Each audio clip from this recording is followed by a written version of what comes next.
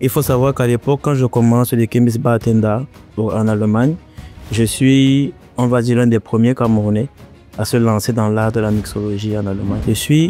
J'ai le but pour moi de vulgariser ce métier et je travaille fort sur le professionnalisme et surtout sur la capacité à se respecter. Le premier combat, c'est d'entrer dans un marché qui est fermé, de réussir à se faire des contacts, de réussir à se faire accepter déjà par ceux qui ont le marché à l'instant T.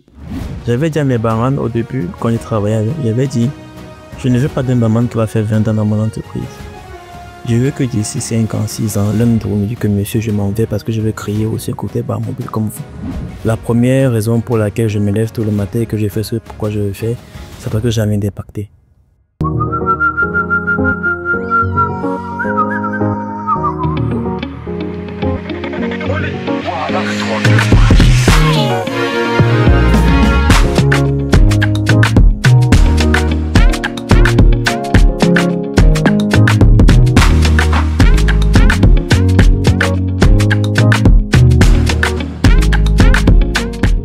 Bonsoir à tous et à toutes et bienvenue dans ce nouvel épisode de Focus Time, l'émission dans laquelle je vous présente un profil intéressant, un profil impactant et un profil qui pourra tout simplement vous motiver. Aujourd'hui, je m'intéresse au profil d'un homme à plusieurs casquettes finalement parce que il va les distiller ici sur ce plateau. Mais je suis sûre que son nom ne vous laissera pas de marbre. Je reçois aujourd'hui Henri Ndonfak ou alors Monsieur Henri Ndonfak. Bonsoir et bienvenue sur le plateau de Focus Time. Comment est-ce que ça va? Bonsoir Sorel, merci déjà pour l'invitation. Je suis très à l'aise, il faut le dire. Je suis un peu nostalgique de l'époque où nous étions notre première interview. Ce fut du bon moment. Donc déjà, félicitations pour le upgrade. Merci beaucoup. Parce que franchement, ça travaille fort, ça évolue et on voit à quel niveau se trouve aujourd'hui. Donc, je suis bien. Et je me sens encore mieux que lorsque j'arrivais ici. N'est-ce pas? C'est vrai que venant de la bouche d'un ancien invité qui a connu vraiment les tout début, je pense qu'on était dehors. Ouais. On filmait dans le gazon. Dans le froid. Dans le froid. Et aujourd'hui, on est dans un studio, donc ça, voilà. Par contre, ce qui a changé, c'est ton histoire. L'histoire que tu raconteras aujourd'hui sera complètement différente de celle que tu as racontée ce jour-là. Et avant vraiment de commencer, j'aimerais savoir comment tu te présentes aujourd'hui. Ça fait 3 ans qu'on a fait cette interview. 3, ouais, ça fait plus. 4? C'était des 2018 si je ne me trompe pas. J'avais pas encore liké.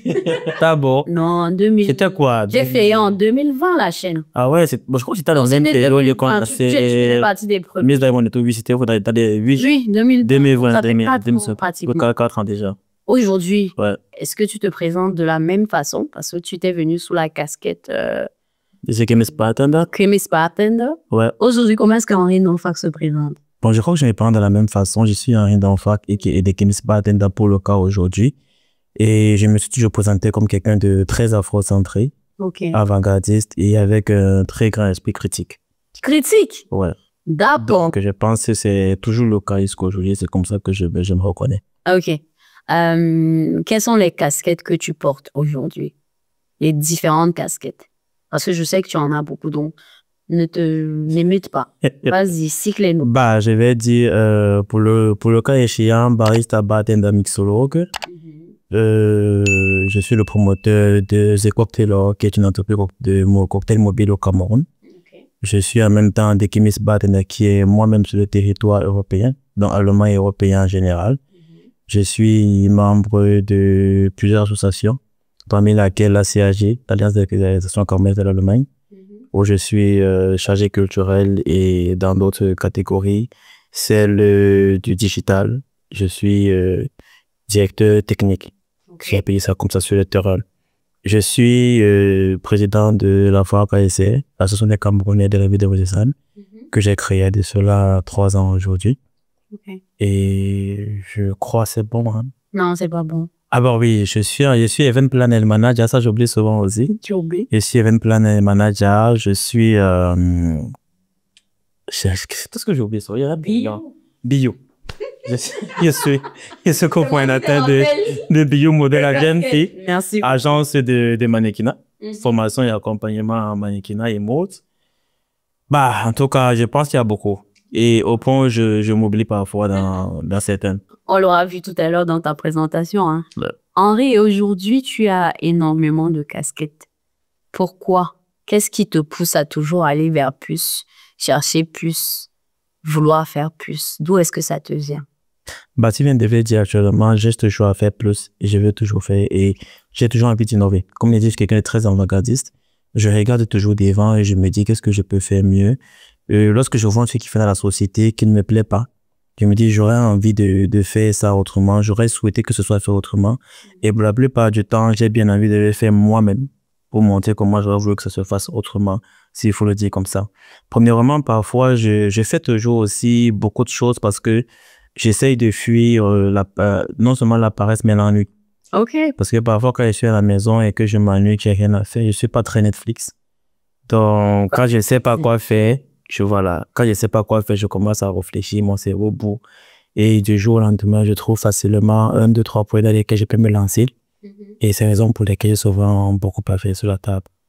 Ça, on constate, on te voit un peu partout. Je crois qu'on en est arrivé à un point où dans la communauté, surtout ici en Allemagne, on dit que y a certains visages qui se répètent dans certains secteurs et tu fais partie de ces visages. Alors, comment est-ce que tu le vis?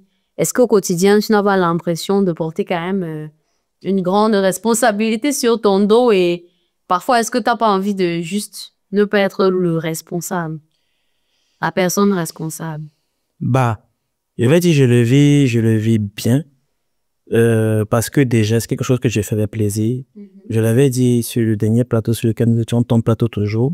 La première raison pour laquelle je me lève tout le matin et que je fais ce pourquoi je le fais, c'est parce que j'ai envie d'impacter. J'ai envie d'impacter ceux qui sont proches de moi, ceux qui me connaissent, ceux qui ne me connaissent pas, ou du moins des jeunes de ma génération. J'ai envie de montrer que c'est possible, que tu peux le faire, même si on te dit que c'est pas possible. Parce qu'on m'a tellement dit de nombreuses fois que c'était pas possible. J'ai tellement échoué que lorsque je voulais me relever, on me rappelait que je ne pourrais pas me relever. Au point où, voilà. Au point où je me suis dit, j'essaye de faire à ma façon pour que celui qui est à l'extérieur, qui m'observe, se dise, ah ouais, si Henri le fait, ça veut dire que je peux le faire. Et donc, pour certains, si pour certains aujourd'hui je porte une charge, pour moi, c'est pas une charge, c'est juste moi. I feel like I am. Okay. Donc, je fais ce que mon corps me demande de faire. Et aussi longtemps je le fais, je ne ressens pas un fardeau qui m'est donné. Très, très intéressant. En tout cas, ça permet de lever un peu le doute ou l'équivoque sur cette question de responsabilité-là. Et ça me permet aussi d'entrer dans de plein fouet sur la raison particulière pour laquelle tu es ici.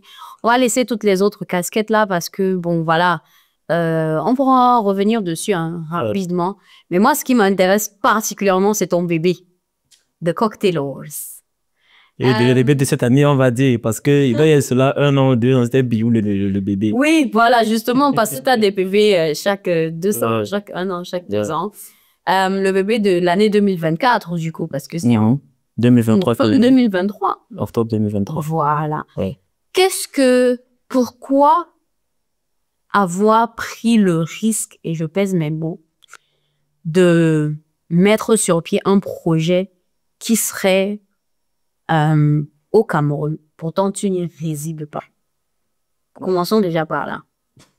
Pourquoi j'ai envie de demander, Sorel, pourquoi le mot risque? Pourquoi serait-ce un risque? Parce que je suis très factuelle.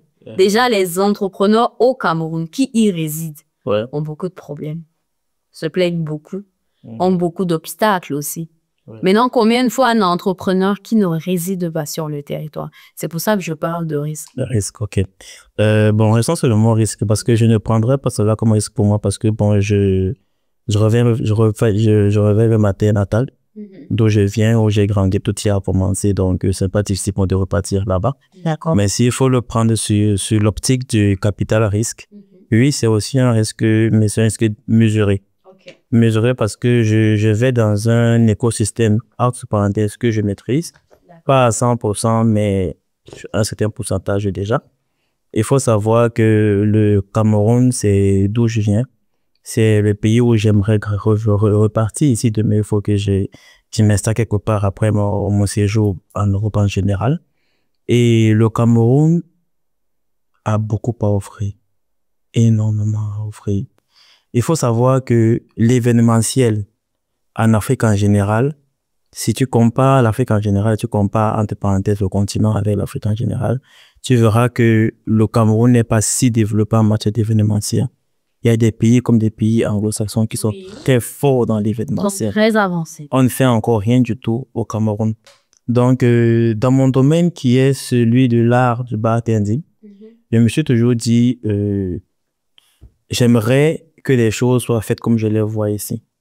Il faut savoir qu'à l'époque, quand je commence les Chemis Bartender en Allemagne, je suis, on va dire, l'un des premiers Camerounais à se lancer dans l'art de la mixologie en Allemagne et à l'offrir à ses frères camerounais pour les événements de manière officielle, parce que je ne dis pas que je suis le premier, mais de manière officielle. De la même façon, je me suis dit, je vais pas recréer l'art du cocktail mobile au Cameroun, mais je sais qu'il y a le besoin que cela existe au Cameroun, mais que cela soit fait de manière professionnelle. Donc, je vais au Cameroun premièrement parce que c'est un écosystème que je connais, c'est un environnement que je maîtrise. Je ne suis pas au Cameroun chaque 2, 3, 4 mois. Et lorsque tu as un business, tu as besoin d'un pays dans lequel tu seras souvent de manière très récurrente. Donc, d'aller dans un endroit qui serait nouveau pour moi, je me suis dit, le Cameroun, au moins, si j'y vais 2 fois, 3 fois par an, ça donne plaisir parce que j'y vais faire du business, mais aussi des vacances. Parce que je retrouve la famille, mes frères, mes sœurs, je peux avoir mes moments d'enjoyment, je connais l'endroit et je profite en même temps pour faire le business. S'il fallait aller ailleurs, il aurait d'abord fallu le temps d'implantation, comprendre comment ça fonctionne dans le pays, étudier le marché. Et pourtant que de mon côté, l'étude de marché au Cameroun est facile. On va dire, c'est pas si facile que ça, mais j'ai quand même des repères. Donc, le capital risque pour moi était modéré de choisir le Cameroun. Et après, je me suis dit, lorsque tu veux essayer quoi que ce soit, commence d'abord chez toi et après, tu pourras voir dans les environs comment ça se passe. C'est ton côté patriote qui parle. Après, on le salue, hein, on le salue et c'est aussi à l'honneur et à l'avantage, hein, je dirais, de ceux qui consomment donc tes services au Cameroun parce que je suis sûre qu'ils en sont très flattés et honorés. Ce que j'aimerais donc savoir, c'est que lorsque tu décides de te lancer dans cette aventure et que voilà, tu décides de lancer la marque, le service en 2023, en octobre. Comment est-ce que ça se passe concrètement? Les premières pierres, quelles sont les premières pierres que tu poses et quels sont les obstacles auxquels tu vas faire face pendant cette période d'ouverture ou d'installation? Ouais. Bon, déjà, The Cocktail Law est lancé officiellement le 29 octobre 2023. C'était le jour d'anniversaire de 60 ans de ma maman. Donc, je salue ici. Qu'on salue. Je pense que tu vas la saluer. Qu'on salue ici. Cocktail reste dans mon cerveau depuis déjà depuis 2022. Cocktail reste dans mon cerveau. Je voulais lancer ça en 2022 ou 2021, je crois. À l'époque, quand j'y pensais encore, j'étais encore étudiant. Il n'y avait pas moyen pour moi de descendre au pays pour longtemps, pour un bon moment, pour implanter le service. Et je pense qu'à l'époque, j'avais encore un dernier faisceau qu'il fallait que j'aille. Donc, je repousse en 2023. Et en 2023, lorsque je vais lancer Cocktail Law, à la base, je prévoyais faire une entrée pompeuse sur le marché. Donc, je prévoyais faire un grand événement avec des influenceurs par-ci, par-là. On avait fait un grand truc, on allait savoir que Cocktail Law est venu au Cameroun, ce qui va être. Parce que malheureusement, heureusement aussi, hein. Heureusement, cette même année, ma maman a son anniversaire, 60 ans. Et avec mes sœurs, on n'avait pas réussi à organiser un truc intéressant. Je me suis dit, OK, tout le budget que je voulais mettre sur le lancement de mon entreprise, je vais rediriger ça sur l'anniversaire de maman et je vais lui faire quelque chose d'intéressant avec mes grandes sœurs, bien sûr. C'est comme ça qu'on a redirigé ce côté-là. Et pendant le processus d'organisation de l'événement de la maman, je me rends compte que, mais attends, j'ai une maman déjà qui est quand même très bien placée. Elle a de très bons cercles d'amitié. Donc, ce sont des potentiels clients. C'est-à-dire que si je fais un truc de bon, ce sont ces mêmes personnes-là qui sont capables d'être mes clients. Mais pourquoi je veux d'abord faire les grands trucs avec les influenceurs? Je peux me concentrer de ce côté-ci et essayer. On en reviendra plus tard. Et essayer de faire les choses bien. Donc, c'est comme ça que j'ai mis encore un peu plus d'énergie pour vraiment bien organiser les choses. Et il faut savoir, j'organise tout à distance. Je lance Cocktail Law, je suis assis en Allemagne. À l'époque, il fallait déjà choisir le nom. C'est même pas moi qui ai trouvé le nom, c'est pas qui a trouvé le nom, s'il faut le dire ça ici. C'est Sorel qui a trouvé le nom à l'époque. Ok. Sorel, c'est qui? Mademoiselle Sorel Fodjo. Qui est devant Voilà, moi. faut donner à César ce qui lui appartient. Comme maintenant, mais tu me salues même. Parce que tu manges l'argent maintenant avec le nom. Vraiment. Oui, je me rappelle à l'époque, je cherchais le nom. Oui. J'avais ce truc Emporium. J'avais des noms compliqués. J'avais des noms compliqués. Surtout que tu avais l'influence de ton côté bartender dans Voilà. les endroits un peu, Voilà. si en Europe là. Il fallait que ce soit Emporium, il fallait que c'est un trait africain, mais qui s'impose à travers le côté premium. J'appelle Sorel, parce qu'il faut savoir que Sorel, c'est que celui qui ne le connaît pas encore, dès que j'ai une question qui me turlupine un peu le cerveau, j'appelle Sorel. Je souffre. Conseillère privée. Ils ont non payé, hein, non remuné. Oh, tu es assez rémunéré comme ça pour ma présence. Donc, j'appelle Sorel et puis je lui dis, voilà, ils sont théorisés, c'était des choses comme ça, vraiment le nom, je sais pas comment je vais m'en sortir. Je sais pas comment elle est partie, elle est revenue le cocktail par la suite, c'est cocktail. Je crois que sur ce point, je peux te dire un truc. Je crois que tu m'as quand même bien détaillé le concept et c'est surtout le fait que tu as dit qu'il devait avoir des gars bien habillés, sapés. C'est ça qui m'a ramené vers Tailleur. Voilà. Parce que tu as insisté vraiment sur ce truc de tu veux que tes gars du service soient bien habillés, bien sapés, qu'ils soient vraiment très... Bien sur ce peigne. Voilà et tout. Je ne sais pas pourquoi, mais ça m'a ramené vers Tailleur. Voilà. Tu t'es ramené Tailleur et je t'avais fait comprendre qu'il fallait que les cocktails, par rapport à tout ce qui est soit de premium, que ce soit un service qui soit premium.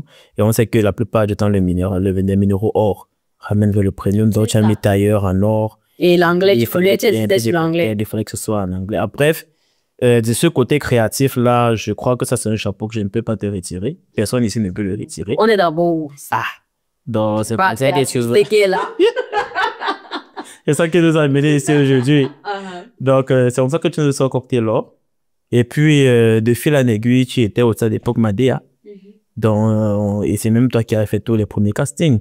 Je me rappelle à l'époque, quand on veut commencer à caster au Cameroun, on s'appelle, on réfléchit, bon, combien est-ce qu'on va faire des castings?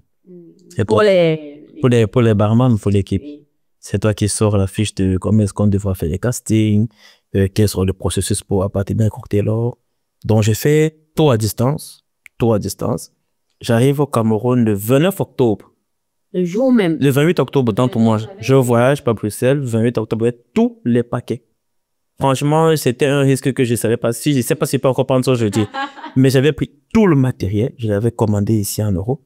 J'ai tout emballé dans près de 6 sacs de 23 kilos que j'ai pris Bruxelles et je suis parti avec. Je me rappelle de la vidéo même de ça où tu avais pris expressément des valises qui pèsent Oui, pas la maison. on ne sait que les sacs, mais ça oui, facilite là. Qui sont très légers parce que tu voulais tellement mettre les choses et après à l'aéroport, dans la vidéo qu'on a postée, tu arrivais avec on me voyait l'autre derrière comme ça. Tu poussais seulement le... Même pour passer à la douane, normalement, on passe directement. Tu peux le faire toi-même maintenant à l'aéroport aujourd'hui. Il fallait qu'on me renvoie vers un endroit où c'est les gros bagages qui sont pesés de ce côté. Mais comme pèse mes bagages, qui le rentrait, j'ai dû payer encore une valeur supplémentaire parce que j'avais quelque chose comme 15 kilos dessus. Plus quand on faisait la somme et demi-kilos.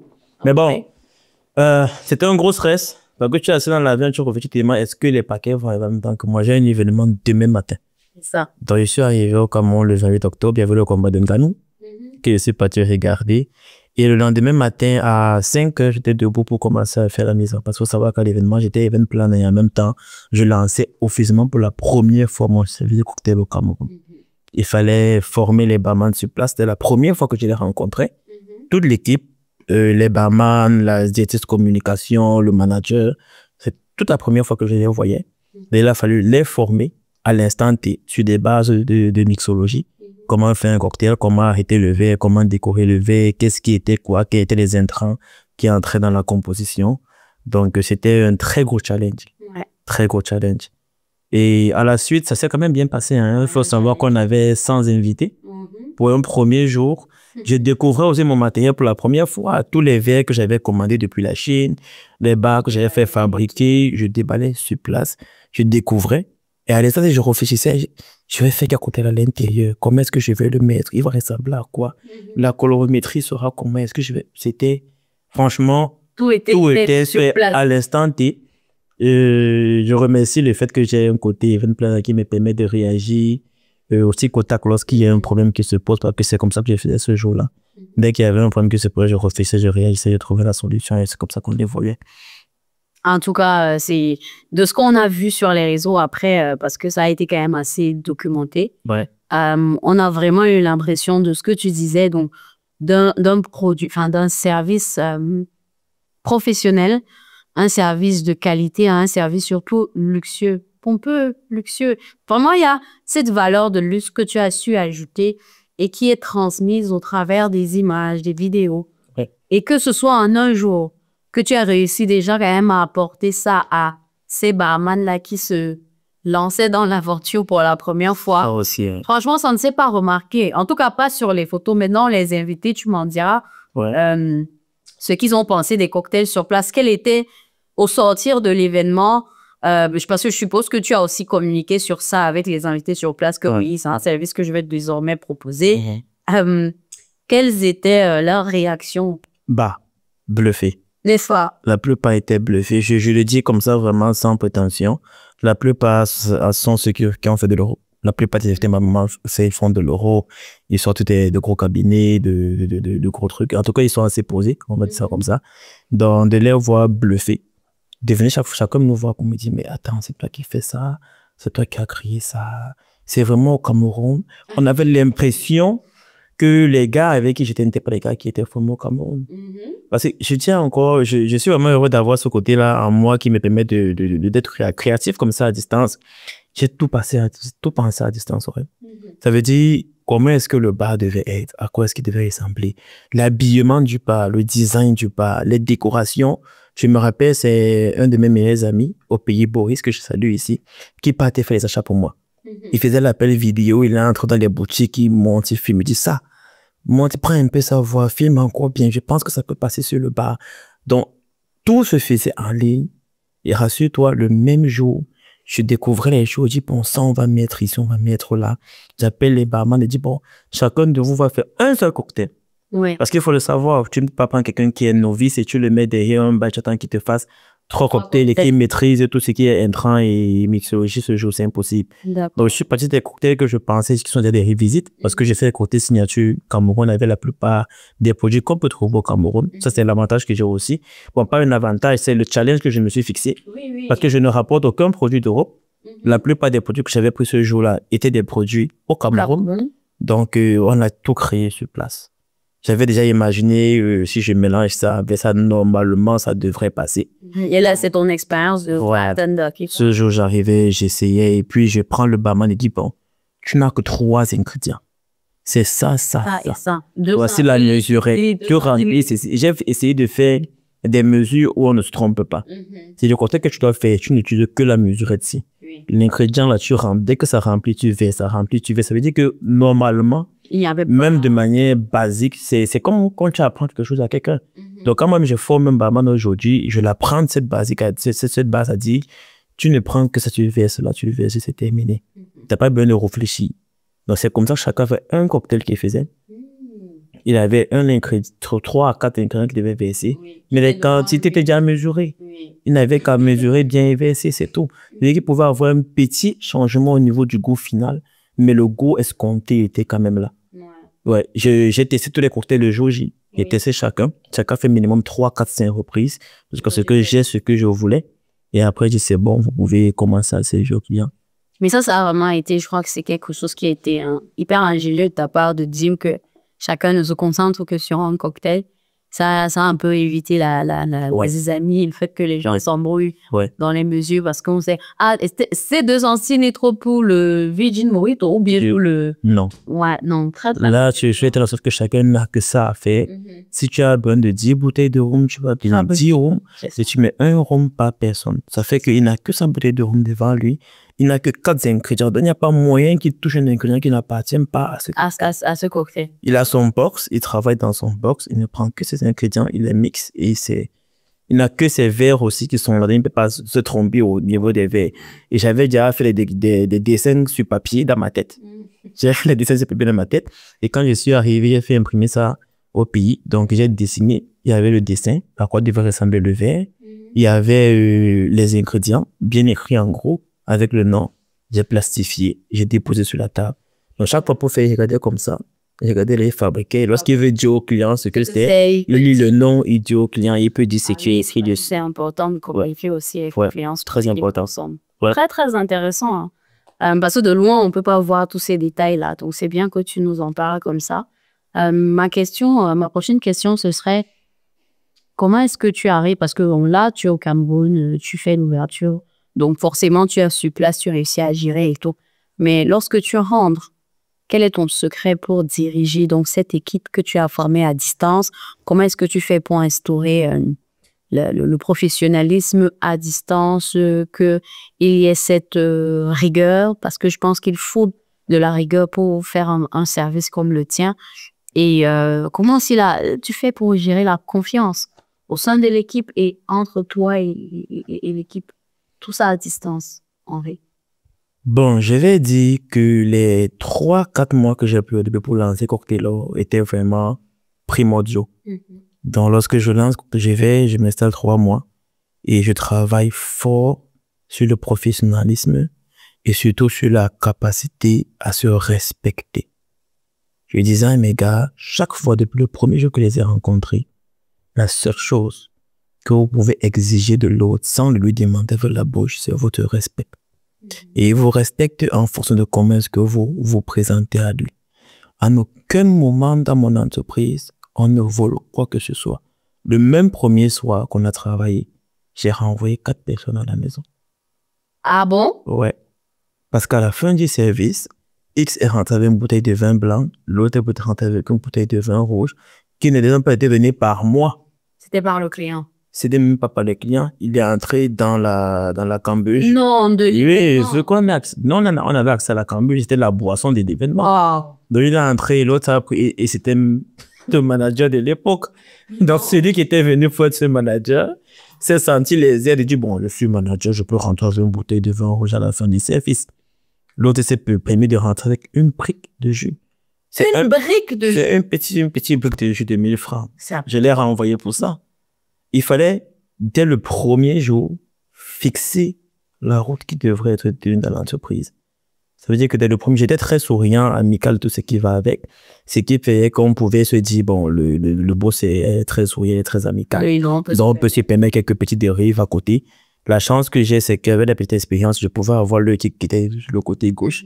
Ils ne se sont pas rendus compte. Je les ai laissés rentrer avec. Hein. Ah, donc tu les as vus faire. C'est pas qu'on t'a même raconté. Parce que je peux être de l'autre côté là-bas et j'observe un peu ce que un fait, ce que l'autre fait. Donc, je suis parti, ce jour-là, il n'avait plu. Donc, on a fait service qu'à 23h minuit. Il a plu et tout le monde s'est un peu caché du côté de la cambouche. Donc, ils ont mis des sacs rapidement, 2, 3, 4 personnes. Je les ai observés, j'ai dit d'accord. Et à la fin, j'ai dit, bon, quand j'ai payé chacun ce jour-là déjà. J'ai payé chacun et quand j'ai payé, j'ai dit, bon, toi, c'est la dernière fois qu'on se voit, merci pour la présence de ce qui va avec. Et devant tout le monde, je lui disais, dans ton sac, tu as une bouteille de vin rouge. Je lui ai dit, pas besoin de me montrer, je sais qu'elle est à l'intérieur parce que je t'ai vu prendre. Wow. Dans ton sac, tu as été chaud, dans ton sac, tu as été chaud, dans ta dernière fois que tu reviens de notre côté. Et chaque fois que je travaillais avec ces gars, parce que j'ai eu la chance aussi que la première année, s'il faut le dire comme ça, je n'avais pas un seul marché lorsque j'allais au Cameroun. J'allais au Cameroun, le seul marché que j'avais était l'anniversaire de maman que j'organisais. Je n'avais aucun marché à part ça. Je ne savais même pas sur quel pied j'allais commencer à danser pour m'en sortir. Donc, les marchés sont venus seuls les uns après les autres. Et puis, à chaque marché, c'était cette rigueur-là que j'avais. On ne touche, c'est très important pour moi parce qu'il faut savoir que le service traiteur au Cameroun a déjà beaucoup d'idées préjugées. Oui, et pas de clients, mauvaise réputation. On se dit toujours qu'ils sont des voleurs. Toujours. Et je ne voulais pas qu'on m'affilie à ça.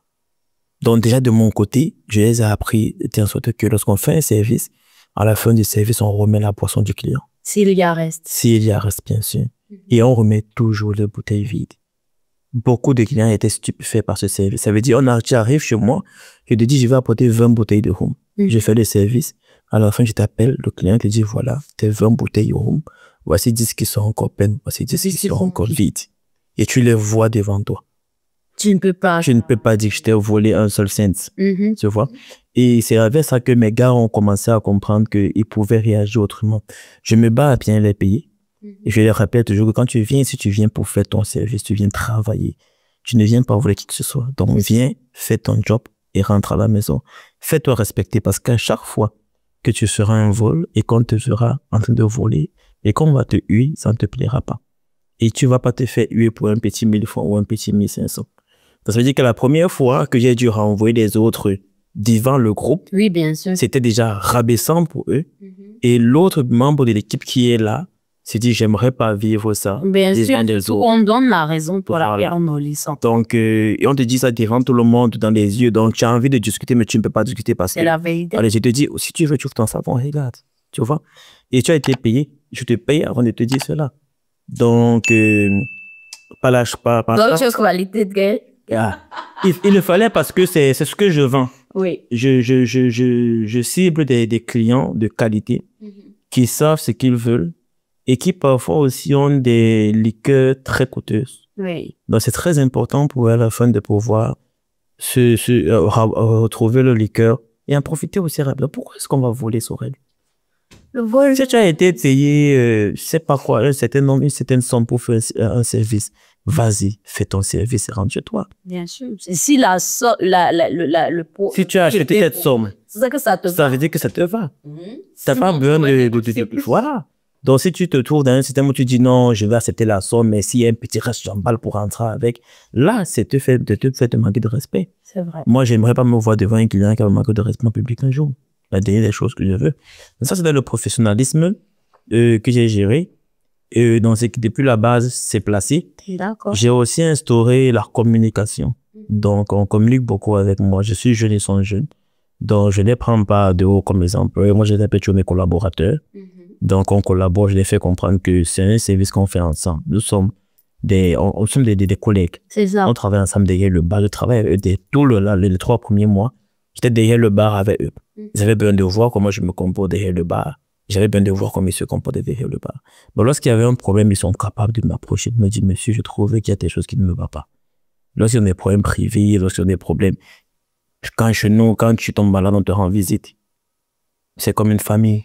C'est ça. Donc, j'ai instauré ce côté-là. Et par la suite, j'ai ouvert la porte, je vais dire à des jeunes qui ont besoin de ce service, de ce boulot. Il s'agit des étudiants, il s'agit des personnes qui se battent. Je n'ai pas besoin que tu aies à tout prix connaissance du métier. J'ai besoin que tu aies envie de découvrir ce métier et que tu aies envie de te faire ton petit argent tout en restant professionnel. Donc, si tu prends un étudiant qui a besoin de payer sa maison à la fin du mois et que tu lui permets d'avoir un business, un boulot où il pourra venir il travaille 4 fois le mois, disons ça comme ça, et en 4 fois le mois, il a plus de SMIC. Normalement, il ne devrait pas choisir un boulot par an. Ah, ça. Donc, s'il allait ailleurs en 4 fois le mois, je ne sais pas si il aurait plus de SMIC. Non. Donc, il y a aussi ça. Et par la suite, j'ai réussi en quelques mois à trouver ceux qui allaient me remplacer pendant mon absence. Donc, j'étais beaucoup concentré sur les valeurs intrinsèques de chaque de mes collaborateurs.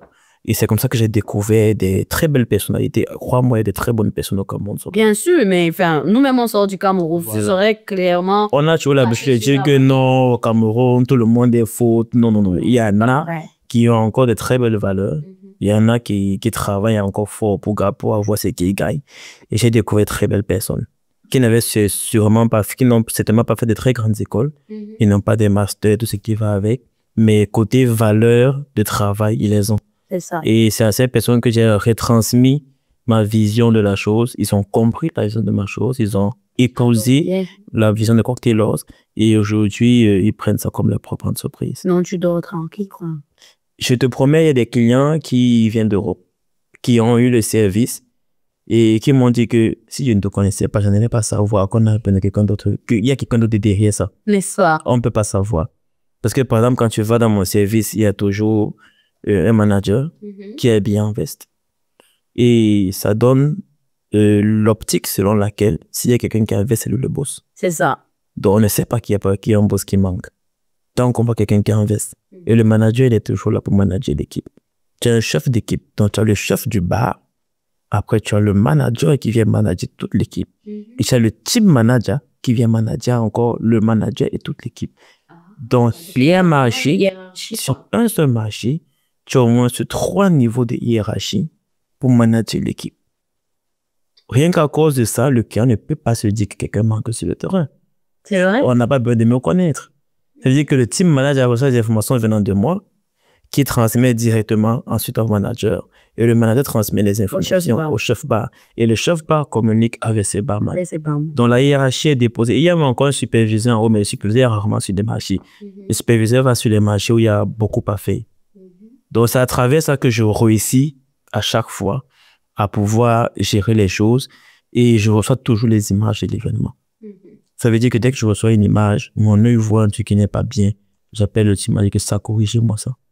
Dès qu'un client rentre et me fait le retour de ce qui s'est passé sur le marché, si ça ne m'appelait pas, j'appelle et dis corrigez-moi ça. Donc c'est à travers cette communication, c'est à travers cela que j'ai pu instaurer le côté confiance, professionnalisme de l'entreprise jusqu'à aujourd'hui. Wow, c'est mais alors vraiment très intéressant ce que tu nous dis là. Ça veut dire que c'est vraiment possible d'instaurer ou bien comme tu as dit tout à l'heure, de faire épouser ces valeurs ou les valeurs qu'on a pour son entreprise à une équipe qui est sur place. Ouais. Il faut juste se donner les moyens, se donner le temps de faire intégrer ça et ne pas hésiter à couper la mauvaise herbe. Dès le départ. Dès le départ et avec une vraie rigueur et si possible devant un public, quoi. Beaucoup observer surtout. Quand tu sais que tu ne seras pas là, il faut des gens qui peuvent faire les choses. Pas comme tu l'aurais fait, mais approximativement comme tu l'aurais fait. Ouais. En tout cas, bravo pour cette politique d'entreprise. Tu peux être un vrai leader. Hein. J'espère qu'elle peut juste... Je ne connais pas cette partie de toi. Je ne connais pas cette partie de toi, mais bon, vu comment tu l'expliques, j'ai l'impression que tu peux être un bon leader. Espérons. On va prendre ça comme ça, n'est-ce pas? Ce sont mes collaborateurs qui peuvent le dire. Est-ce qu'on les aura alors sur le plateau ici pour qu'ils me disent la même chose? Ils vont commenter en dessous de ta vie. D'accord, il n'y a pas de problème. Tu parlais de marché tout à l'heure. Et justement, j'allais te demander comment est-ce que, selon toi, tu as ressenti, tu as quand même fait 4 mois au Cameroun au moment où tu as déposé ton bébé. Comment est-ce que tu as ressenti l'accueil qu'on a réservé, donc que le Cameroun a réservé à ton service? Est-ce que tu as senti que c'est directement accepté? Est-ce que tu as eu des messages? Est-ce que, tu sais, c'est au Cameroun, on sait que les gens, dès que tu fais un truc bien, on vient avec les bâtons, on veut piquer tout ça. Donc, tu viens de répondre. Non, mais plus de manière voilà, générale, quel accueil est-ce qu'on a réservé à de cocktails au Cameroun? C'est un choc. N'est-ce pas? C'est un très gros choc. Et Sorel, lorsque j'allais au Cameroun, je rêvais. J'étais en mode, oh, tu vas arriver avec un service que les gens n'ont pas encore vu. Tu vas venir redimensionner le monde de la mixologie au Cameroun. Ce sera tellement beau, tellement pro que tout le monde va se vêtir derrière toi. Il y aura une ligne d'attente. C'est toi qui m'as sélectionné. Quoi? Quoi? Mais c'était pas ça. Non? C'était pas ça. Beaucoup ont déjà apprécié. Premièrement, le fait que ce soit quelque chose de très innovant, ça c'était clair. Ils ont apprécié l'innovation, mais la grosse difficulté était d'entrer dans un marché qui est fermé. Le marché au Cameroun, comme partout sûrement, est fermé. Oui. Ça veut dire que chacun a déjà mis ses bases, chacun a déjà mis ses barrières de comment est-ce qu'ils fonctionnent à l'intérieur. Les wedding planners, chaque wedding planner a déjà son équipe avec qui il travaille, son pays, il connaît tous les mixologues avec qui il travaille. Mais il faut venir, toi, entrer dans ce marché et dire, priez-moi dorénavant, toi qui? Toi qui? Toi qui? Et je dis quoi, tu n'es même pas sur le terrain? Parce que je dis, ils vont sûrement privilégier une personne qui est sur le terrain avec qui ils se battent chaque jour que de prendre quelqu'un qui vient de l'Europe, dire que je viens lancer mon business. Tu sais que je fais mieux que celui qui est sur le terrain. Donc, prends-moi pour offrir à tes clients. Ça ne suffit pas pour convaincre. Et tu sais qu'il y a quand même une sorte de, comment je vais dire ça? Les entrepreneurs qui viennent de la diaspora s'installer au Cameroun, eux aussi, je pense qu'ils ont des préjugés. Oui, il y a le côté orgueil. Je crois qu'il y a le côté orgueil. On vient souvent avec le côté de je connais, je suis fort, je maîtrise. Et du coup, les gens sont braqués. Voilà, ils sont braqués. Je dis ça parce que j'ai eu le tout premier événement qui vient après celui de ma maman. C'est un événement où je rencontre la wedding planner avec qui je suis aujourd'hui très bonne collaboration. Je travaille à la wedding planner à l'époque. Et puis, on dit c'est Henri, c'est lui qui va s'occuper des cocktails pour l'événement. Et tu dis, ah, ok. Et vous comptez faire les choses comment? Je l'explique. Je suis vraiment avec un côté, tu vois. Tu es un peu bombé là. Voilà. Donc, je vais mettre ceci ici, je vais tester ceci, cela. Et puis, c'est en mode non, mais tu sais, au Cameroun, est-ce que tu auras des whisky? Parce qu'on aime bien boire les whisky et tout ce qui va avec. Le client a des grands whisky, il a pris des Chivas, tous en âge et tout. Et moi, de le redocker depuis quand les Chivas sont un grand whisky. Oh là là. Tu vois, depuis quand les Chivas sont un grand whisky. Donc, le problème, c'est depuis le premier jour que je suis arrivé au Cameroun, j'étais déjà en mode combat. Ça, on va y arriver parce que au Cameroun, on fait beaucoup dans l'éducation. Cocktail aujourd'hui fait beaucoup d'éducation. On rééduque la population. C'est l'un des premiers grands défis que nous avons sur le terrain. Pourquoi il dit qu'on rééduque la population? Parce qu'il faut apporter cette culture de cocktail, apéro dans les services. Les gens ne les ont pas encore au Cameroun.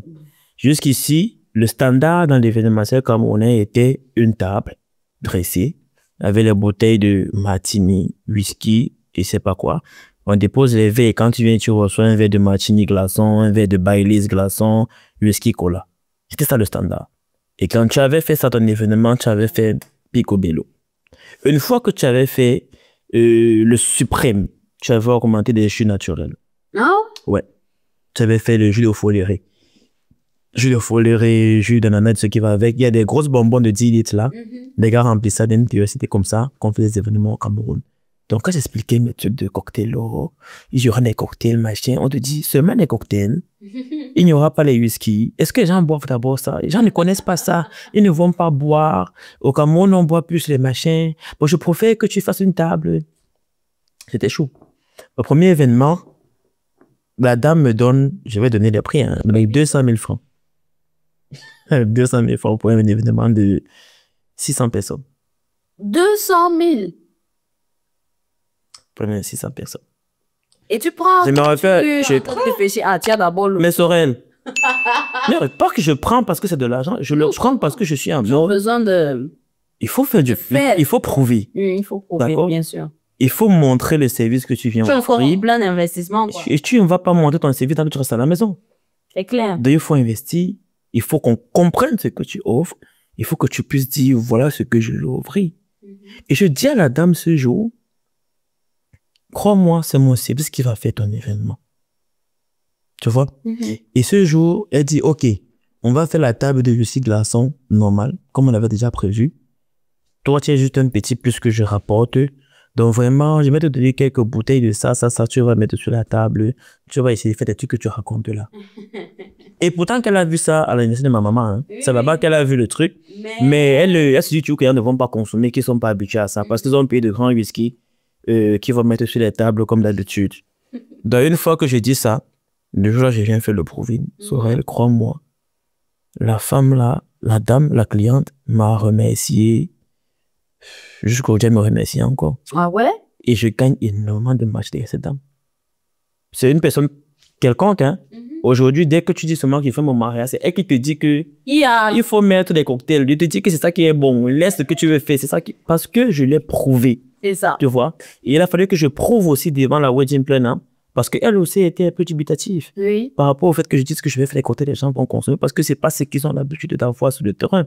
Donc, le premier combat, c'est d'entrer dans un marché qui est fermé, de réussir à se faire des contacts, de réussir à se faire accepter déjà par ceux qui ont le marché à l'instant T. Hello, oui, c'est Teflon Foudio. Oui, on va revenir sur votre épisode très rapidement. J'ai d'abord une petite information à vous passer. Alors, vous avez probablement déjà vécu, ou connaissez quelqu'un qui a vécu ces différentes situations. Un décès subi en Allemagne et manque de moyens financiers pour gérer le rapatriement du corps au pays. Ou alors, un accident ou une incapacité mentale à continuer à travailler, mais sans la garantie de revenus, impossible d'arrêter le boulot tout simplement. Troisième situation, une volonté ferme d'épargner pour assurer sa retraite, que ce soit ici en Allemagne ou alors quand on sera rentré dans son pays, mais impossible de se discipliner et arrêter de piocher dans cette caisse qu'on a ouverte. Il y a une autre situation, c'est la situation d'injustice ou un cas social où vos droits ont été bafoués. Mais là encore, la peur de la facture de l'avocat vous a laissé sans voix et sans moyen de défense. En Allemagne, il existe pour chacune de ces situations et pour bien plus, une assurance. Et depuis le début de cette année, LPDDT a donc l'honneur ou la chance, on va dire ça comme ça, de collaborer avec les assurances Ergo, qui représentent le deuxième meilleur assureur de l'Allemagne. Je ne sais pas si vous avez entendu, le deuxième meilleur assureur de l'Allemagne. En effet, les entreprises Ergo ont décidé de se rapprocher des différentes communautés parce qu'ils se sont rendus compte qu'il y avait des difficultés de compréhension des contrats et d'explication. Donc, ce qu'ils font, c'est qu'ils se rapprochent des entités ou des organismes comme LPDDT pour partager cette information et vous inciter à vous faire assurer correctement. Qu'est-ce que vous gagnez en passant par nous ? En passant par nous, pour souscrire à vos assurances, nous vous garantissons deux choses. Nous vous garantissons une négociation transparente et adaptée à votre rythme avec l'assureur en présence de moi-même. Donc, c'est-à-dire qu'à vos différentes consultations, jusqu'à l'obtention ou la signature de votre contrat d'assurance, je serai présente si vous le voulez ou pas. Et la deuxième chose que nous vous garantissons, c'est de meilleures offres de contrats pour votre Lebensversicherung, Altersvorsorge, Berufsunfähigkeit, Rechtsschutz, Haftpflicht et bien d'autres. Il y a toutes les assurances que vous pouvez imaginer, jusqu'aux assurances des chiens. Mais il y a aussi un petit bonus. Le petit bonus, c'est que si vous avez souscrit déjà à une assurance quelconque ailleurs, nous vous garantissons de vous faire une contre-proposition avec plus de services et peut-être avec à moindre coût. C'est très, très, très important de comparer ce qu'on a déjà avec peut-être ce qui existe encore sur le marché. Si vous êtes donc intéressé, ne serait-ce par une simple conversation ou consultation, contactez-moi directement par WhatsApp au 0176 85 97 63 53 ou alors sur la boîte mail des petits débats, lespetitsdébats4@gmail.com. Vivre en Allemagne, c'est bien, mais être assuré ici, c'est encore mieux. Voilà, retour à l'épisode. Directement par la suite, j'ai réussi à avoir quand même certains marchés de fil en aiguille, de bout en bout. Dès que j'ai reçu ce marché, au même marché de 200 000 francs là, j'ai gagné maintenant des marchés qui sont dans des millions maintenant par la suite. C'est comme ça que ça a commencé à devenir intéressant. Je perdais ici, je gagnais ici, je gagnais ici, je perdais là-bas, au fur et à mesure.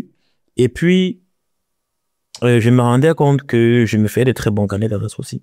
J'ai découvert de très belles personnes que je croyais être de belles personnes, qui sont de belles personnes sûrement, mais qui restent des requins. Hein? Quand tu viens dans la mer, il faut savoir ta place. Il faut savoir. À l'époque, j'étais encore un petit poisson dans la mer, donc je me retrouve parmi les requins. Du jour au lendemain, je lance Cocktail Or. Avant d'aller, j'ai fait jeu de marché. Il n'y avait pas beaucoup de cocktails bar mobile au Cameroun. Je ne crée pas de cocktail bar mobile. Il y en avait déjà, mais il n'y avait pas beaucoup qui faisaient comme je faisais. La plupart, jusqu'ici, acceptaient encore de prendre des tables buffets, des buffets de nourriture, là, des tables basses. C'est ça qui faisait un peu le truc. Oui. Dès que je viens avec le mode, il faut faire des bars présentoirs, tout ce qui va avec là. J'ai travaillé avec une grande dame de service hôtelier au Cameroun. On a fait... Je crois que ça, c'est une anecdote. Ouais. J'aime bien parce qu'on en a arrivé même à cette question. On a fait un service ensemble. On a fait 2-3 grands services ensemble de très belles, de grandes personnes, de personnalités du pays. Et après, plus de retour de la table. Alors qu'on avait encore des marchés programmés déjà, hein. On avait un calendrier de 3-4e marchés qui était déjà programmé pour l'année. Donc, j'avais mes calendriers sur 3-4 mois à l'avance. Mais pourquoi il ne me répond plus? Je rappelle plus de retour. Jusqu'à ce que 2 semaines plus tard, je me rends compte que la dame a créé exactement le même bar que le mien. Oh! Ouais. Exactement le même bar. Elle a créé ton présentoir là. Elle n'a pas pu reproduire exactement l'arrière. Oui. Parce que mon arrière-bar N'est pas très visible. n'est pas très visible. C'est fait en sorte que ça peut être ergonomique pour les barman. Oui. Il y a un côté ergonomie pour travailler sans se casser de patati patata. Ça, c'est la technique. Mais quand tu vois l'avant-bar et que tu viens, tu regardes un peu sur les côtés, tu comprends un peu ce que tu es censé normalement faire pour avoir un bon bar. Mais après, si tu n'as pas fait les vidéos pour montrer à la personne, tu ne sauras pas. Tu ne sauras pas si quelle est la hauteur du bac est idéale ou bien quelle est la bright, La largeur. La largeur idéale pour que le service soit bien. Mais elle a réalisé le même bar. Franchement, elle avait les moyens de la faire plus long que ce que j'avais à l'époque. Oh my God. Elle a fait le même bar plus long. Et quelques jours plus tard, mon report me disant désolé, machin, il est occupé, mais j'ai un service pour toi. Il dit ah ouais, je prends le service encore. Hein. Encore entre deux grands. Là, tu savais déjà qu'elle avait le bar. D'accord. Mais j'ai pu lui dire bon, c'est business. Allons-y. Qu'est-ce qu'elle m'appelle, vous savez qu'elle a besoin de moi, allons-y. Je vais ce jour-là, plus tôt. Elle essaye de me voler mon équipe. Non, oh Henri, ouais. Ça va de mal en pis ton histoire. Ce jour-là. Attends, elle peut les débaucher. Ouais. Mais c'est elle passe par son chef d'équipe qui vient voir mes gars pour dire mais on vous paye combien aujourd'hui, il vous utilise, il n'est pas là, il vous laisse faire le service vous seul. Pourquoi est-ce que vous restez avec lui? Regardez, chez nous, c'est une entreprise un peu plus grande que chez vous. On a les grands marchés, donc on va vous payer. C'est comme ça qu'on s'est débauché mes gars. Et ils sont partis? Non. Aucun. Au contraire, mes gars m'appellent et disent monsieur, on est parti au service, on nous a maltraités là-bas. On nous a mal parlé. Après, on voulait nous débaucher. On les a montré qu'on voulu les débaucher. Comme ils n'étaient pas très réceptifs, on les traitait mal. Non. On a dit qu'on on les a montré ce qu'on appelle faire le service cocktail. J'ai dit comment ça? Et qu'ils avaient apporté encore 2 petits barman. Ils appellent les barman qui sont plus expérimentés que eux sur le territoire, hein, parce que c'était 2 barman qui étaient expérimentés. Ils avaient une table sur laquelle les 2 barman, il y avait ma table, carrément, qu'on avait mis pour la populace. Oui. Et on a pris les 2 autres barman qu'on a mis sur leur table à eux. Le long bar. Le nouveau bar qu'ils avaient fabriqué sur les VIP. C'était pour donner quoi comme information? Que moi, mon service était un service des populaces. Et le vrai service qui est pour le service premium, ce sont eux. Nous sommes d'accord? C'est clair.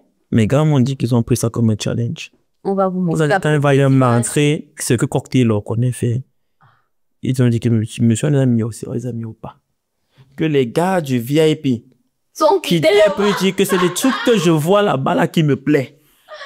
Que c'est comme si le cocktail, pourquoi tout le monde boit que l'autre? L'autre cocktail qui est là. L'autre, qu'un client s'est levé pour venir dire que mais j'ai bu un truc là-bas, mais pour vous ici est bon. Pourquoi on nous a pas? Pour vous ici est bon. Voilà. J'ai bu et ils sont partis faire un tour. Les gars étaient en mode challenge. Ils ont fait les cocktails, ils ont mis sur la tablette. Oui. Tous nos différents cocktails. Okay. Je n'étais pas là, je n'ai donné aucun autre. J'étais ici. J'étais ici. J'ai donné aucun autre. Les gars sont partis au Caraïbes. Proposer aux invités. Et dit qu'on est là-bas. Les gars ont découvert pour nous, les verres qui étaient servis par les soi-disant premium étaient sur la table. Maintenant, on disait que non, on aime servir ce qui vient du bar de derrière là. Incroyable. Et aucun de mes gars n'est parti parce que chacun me disait, monsieur, avez-vous, on a l'impression d'appartenir à une famille. On est bien traité, on est respecté. Mais de l'autre côté, non, c'est pas senti respecté. C'est comme ça que j'ai ces employés, nous, on n'aimerait pas partir là-bas. Et quelle leçon? Donc, c'était à mode, je me suis dit, mais attends. Qu'est-ce que j'ai créé là? Elle m'a pris un mot, franchement, tu es un très bon petit, tu es mon fils, on va travailler ensemble. J'aime ce que tu fais très bien, tu innoves, tout ce qui va avec. Et moi, je me suis ouvert. Et il faut croire que les premiers marchés, c'était de bons marchés, mais j'avais pas, le cash n'était pas aussi ça. Mais quand c'était l'année d'ouverture, j'étais en mode, bon, je prends d'abord, je retire de ma poche, je complète parce qu'il faut qu'on me voie et qu'on me découvre. Mais si je savais que c'était pour me faire me poigner dans le dos, c'est là que j'ai appris qu'être parfois aussi humble ne sert à rien. Ah, ça? Parfois, il faut avoir ton orgueil. Donc, quand tu vas sur un marché, tu es un petit poisson, mais sans toi dire comme un requin. Parce que si on t'a que tu sois un petit poisson, que tu sais peut-être un petit poisson, on va te manger. On va te manger, mais on va te des sauces là-dedans. Et ça, ce n'est qu'une anecdote. Et j'en ai eu de nombreuses comme ça. C'est pas. J'en ai eu de nombreuses comme ça sur le marché. Ce n'est que les poignards. J'en ai eu sur les cuisses, sur le dos, sur le ventre. On a essayé, franchement, à chaque événement de me reprendre mes gars. Ils n'ont pas compris que ce n'est pas le barman qui fait le bar, c'est l'ensemble. C'est lui, c'est tout un voyez là. Et c'est parce qu'ils sont bien mis qu'ils ne veulent pas partir. Donc, ce n'est pas mes bars qu'on a voulu me prendre. C'est qu'on a essayé de causer avec mes gars pour que dorénavant, ils prennent mon matériel, ils sous-louent par derrière pour aller faire des événements sans moi. Pardon? Ouais. C'est pas croyable. Mais je dis que, comme on dit souvent, je sais pas où j'ai entendu la phrase, c'est que parfois les gens prennent plus d'énergie et de temps à réfléchir comment voler que de réfléchir comment créer quelque chose de...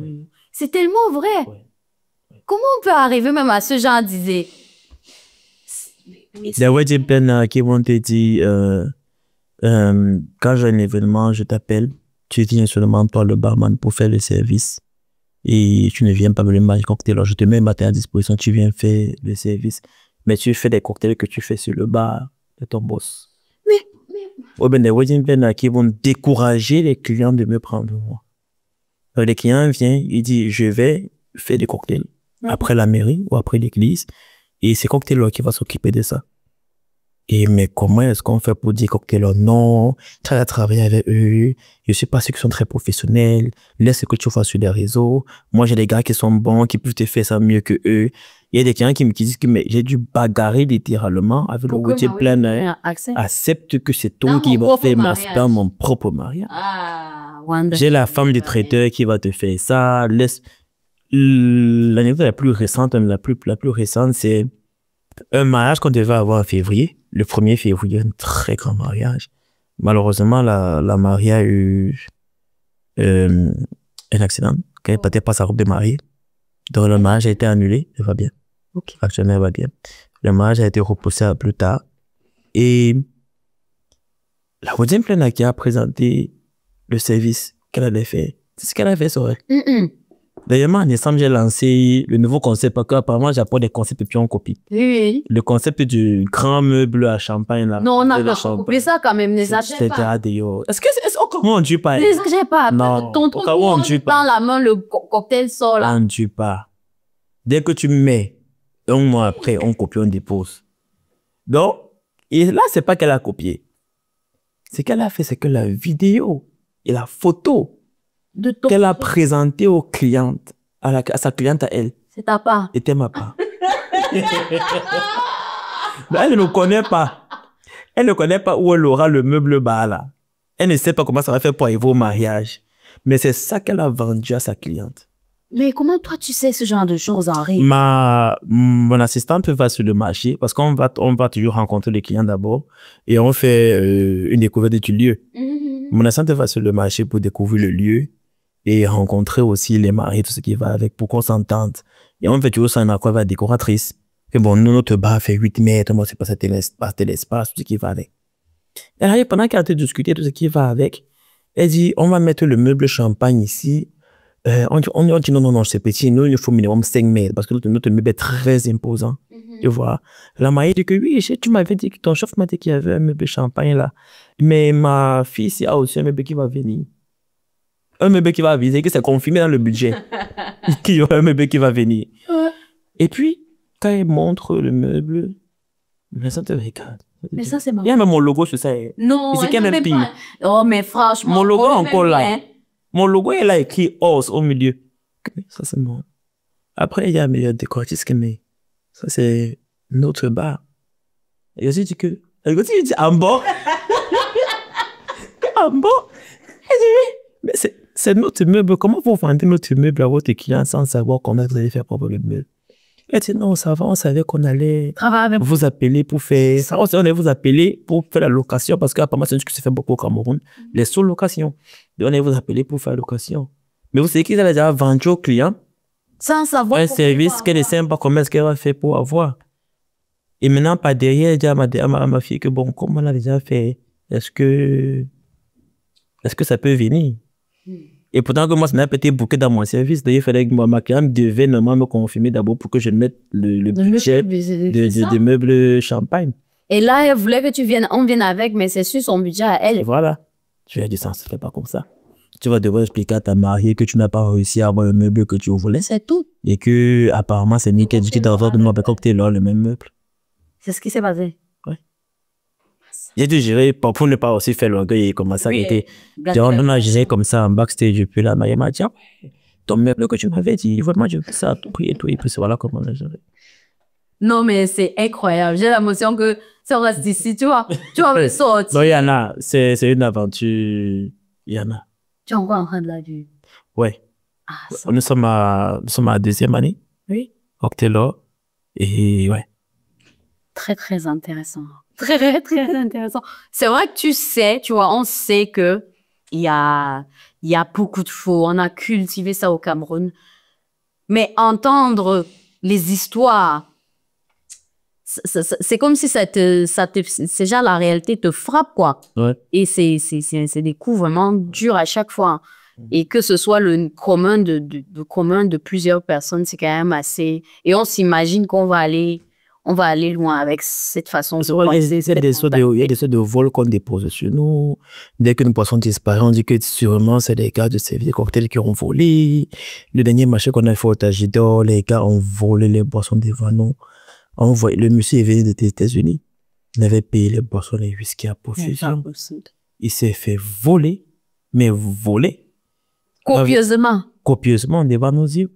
L'avantage que moi, c'est que quand tu me donnes 10 bouteilles de rhum, j'ai un document où c'est écrit que j'ai reçu 10 bouteilles de rhum. Je signe. Et toi-même qui m'as remis, tu signes. On a signé que tu m'as donné 10 bouteilles de rhum.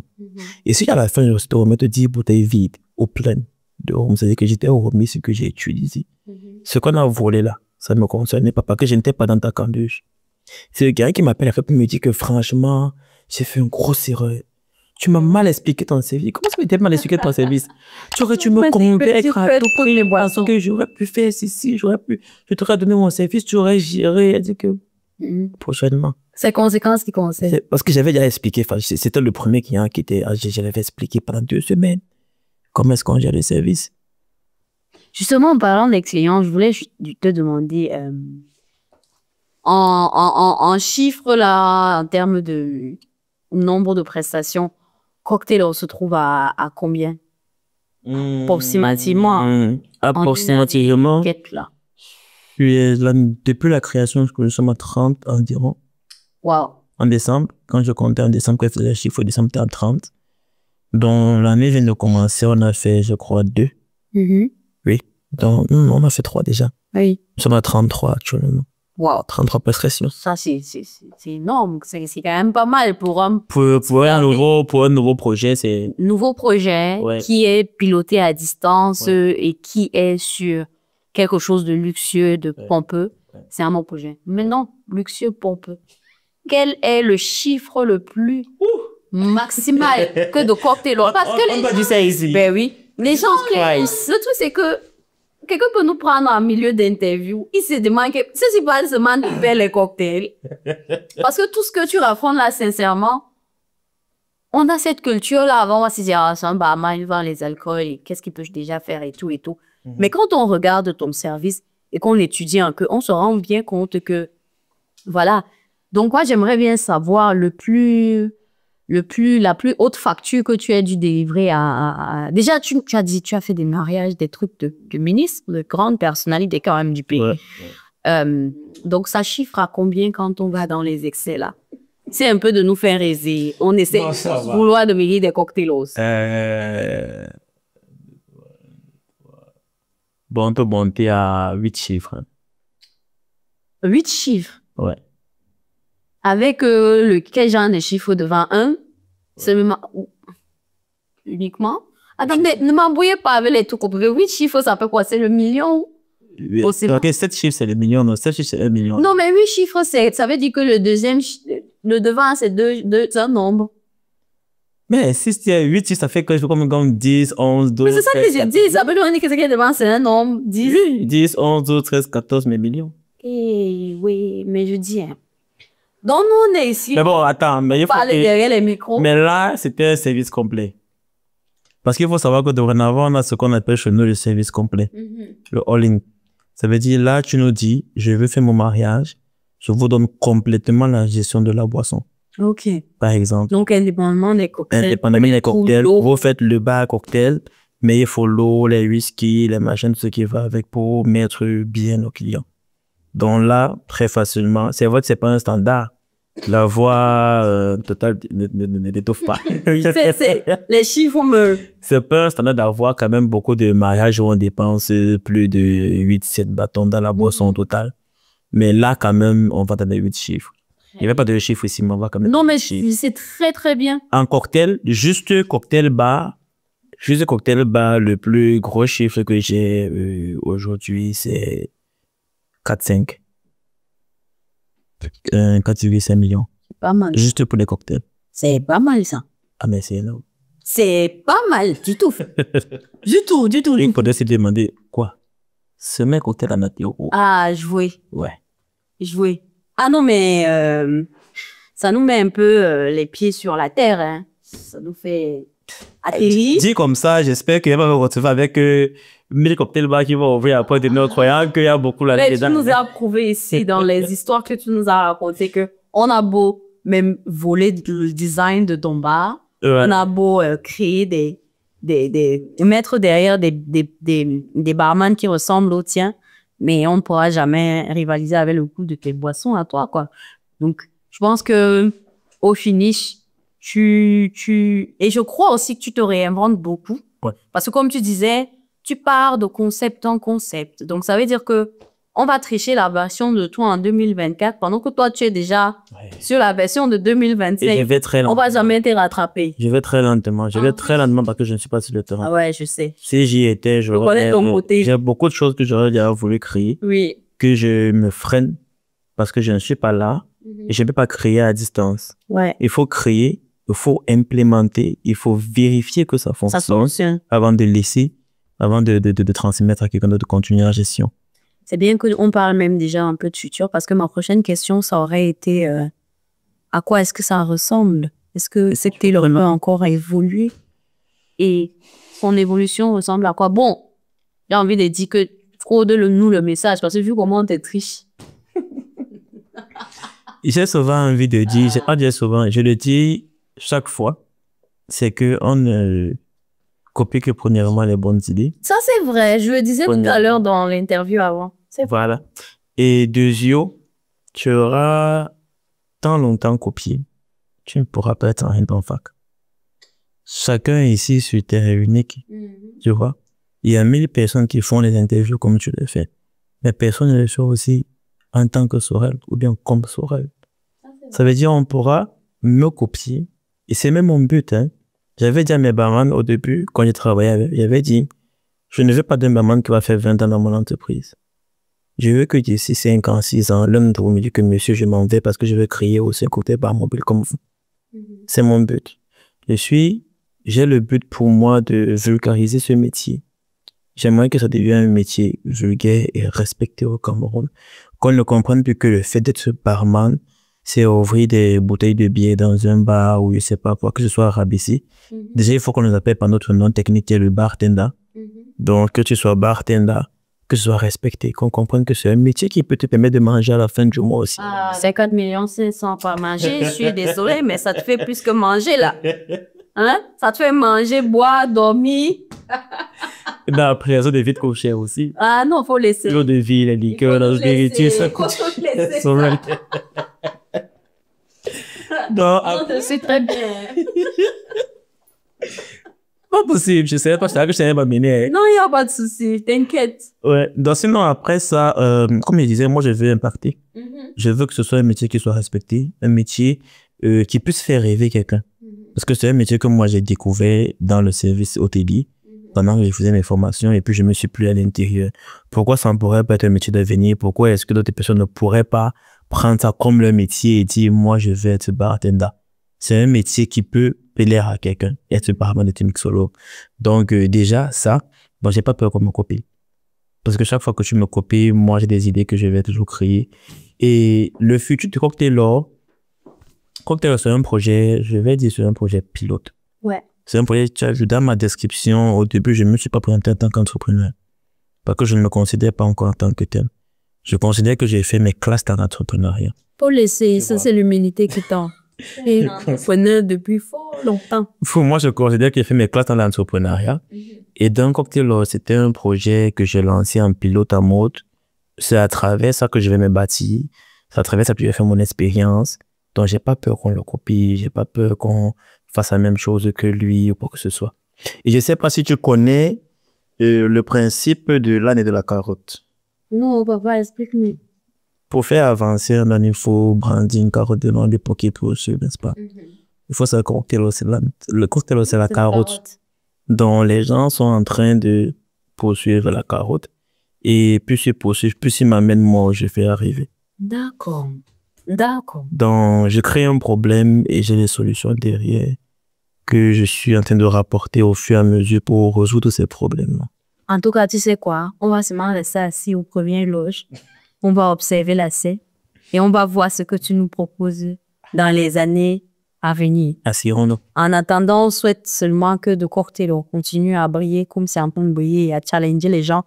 Ce serait bien que ça challenge le professionnalisme des gens, l'honnêteté des gens et que ça oblige tes confrères, Les concurrents, les confrères. tes confrères dans le domaine à faire comme toi. Oui. Donc, ça, ce serait vraiment, c'est les clients qui seraient tout simplement satisfaits. Oui. Normalement, normalement, le niveau que j'offre actuellement pour moi, je le considère comme basique. Pour le Cameroun, c'est premium, mais c'est pas encore le premium que je vais atteindre. Je le considère comme basique et j'aimerais bien que chacun copie ce basique-là. Ça, Oui, ça d'abord, ouais, comme ce niveau-là, que ce soit le basique du Cameroun, quand on dit que vraiment, quand quelqu'un a fait un faux service de cocktail là, il a fait le genre ce qu'on fait actuellement. c'est ça. Ça doit être sur le standard de l'événementiel camerounais. Après ça, on pourra évoluer, on pourra faire mieux. Parce que, in the sky is the limit. Donc, il y a encore l'espace devant. On peut encore monter. Comme les Allemands disent, Voilà. skip et mal Skip manusma over. open. Exactement. D'accord, ça marche. Avant-dernière question de cette interview. Déjà? Oui, ben oui. Waouh! On discute ça pour un bon moment. Moi, je voulais plus quitter d'ici. Non, je sais que tu es cosy. Est-ce que tu as le soutien de ta famille, du membre de tes proches? Maintenant, oui. Hein. Ah, maintenant! Maintenant. Quand t'as genre des 4 millions entre. Wow, les 4 millions là, on va Bravo, la me tuer famille. ici. Maintenant, oui. Il faut savoir qu'au début, c'était comme tout le monde. J'étais déjà fait beaucoup dans l'éducation actuellement au Cameroun, n'importe quel autre. Ça veut dire que tu vas avoir des événements où tu vas avoir de très grandes personnalités, mais qui vont se bousculer au bar pour réussir à avoir un verre de cocktail, tu vois. C'est ça. Il y a des personnes qui vont te dire que le scotch, c'est pas un whisky. Il y a des personnes qui vont te dire que le champagne, c'est pas un vin mousseux. Encore petite anecdote, là, avec les clients. Il y a des mois, j'ai fait un grand événement de grande personnalité. Et puis, il fallait servir, il y avait un monsieur qui buvait que le champagne sur la table. Têtu comme je suis, j'ai commencé à lui donner que du vin mousseux. Je vais dire ça comme ça parce qu'il faut après que tu dises c'est quoi la différence entre le vin mousseux et le champagne. Oui, Je lui ai donné des bouteilles, il ne s'en rendait pas compte, il buvait, je dis c'est bon, c'est bon. un bon champagne. Maintenant, je marchais trop. Ce qui fait qu'à un moment donné, il demande qu'il veut qu'on le remplace sa bouteille et j'envoie un de mes gars récupérer la bouteille. Oh, il revient avec une bouteille qui n'est pas la même que tout à l'heure. Ce qui fait que le monsieur a bu 3 bouteilles qui se ressemblaient. Et donc, quand tu apportes une 4e bouteille, c'est normal qu'il lance le coup d'œil. Et la bouteille n'était pas, elle n'avait pas un design, on va dire, imposant, premium. Parce que les premières qui venaient avaient des designs en or. Là, tu pouvais dire que c'est classe. Quand l'autre est venu, c'était du Moscato. C'était du Moscato. Il a dit, ça, c'est quoi ça? Et puis, c'est le monsieur qui m'a peut-être me dit que je ne veux vraiment pas que ce monsieur se fâche. C'était un monsieur qui travaillait à l'État, au chef de cabinet. Et il me dit, il ne faut pas que ce monsieur se fâche parce que lui, il ne boit pas du n'importe quoi. Comment tu peux l'apporter des conneries pareilles de ce qui va avec?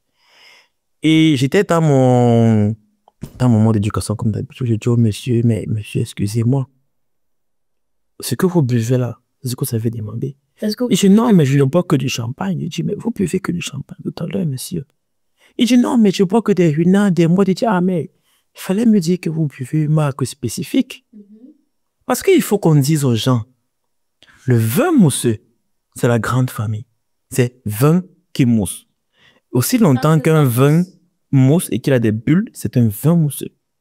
Ça veut dire le runard, c'est un vin mousseux. Le mouette, le veuve clicquot Et tout ce que vous connaissez, qui c'est qui est mousse, mélangé avec nos petits vins, Astis, Moscador, tous sont de la famille des vins mousseux. Maintenant, tu vas redescendre et tu vas dire tout ce qui a été cépé, dont le cépage a été fait dans la région de France, dans la région de Champagne en France. C'est le lieu qui définit l'appellation que tu peux donner à un vin. Parce que ça a été fait en France, appellation contrôlée, c'est Champagne. Le même vin mousseux, tu le portes, tu peux les fabriquer en Espagne, par exemple. Tu l'embouteilles là-bas dans une région spécifique de l'Espagne, il s'appelle la cava. Tu peux le faire en Italie, il s'appelle Moscato. Ah, mais tout ça, ce sont des vins. Ce sont des vins mousseux. Et tu vois un combat que tu mènes avec des personnalités, puis tu vas expliquer que le champagne est un vin mousseux. Et qu'ils ont mis vin mousseux dans le schrott, dans ce qui est la basse classe, oui. Et le champagne doit être les noms. Tu sais pas, tu comprends? Il y a ce côté de... Très bien. On a l'habitude de consommer le nom. Le nom. Moi, je vais te dire, je ne bois pas le vin parce que ça n'a pas bon goût pour moi. Pour moi, c'est un choix maintenant au niveau du goût. Oui. Mais le vin mousseux, c'est le vin mousseux. Aussi longtemps que ça pète et que ça mousse, c'est un vin mousseux. Même ce qui est trop qu'elle a souvent, Lidl, le 1,25 € de Lidl. C'est un vin mousseux. C'est pas, tu vois un peu Sorel. Dans le même combat, c'est lorsque tu as quelqu'un que le scotch, c'est un whisky. Il y a la grande famille des whiskies.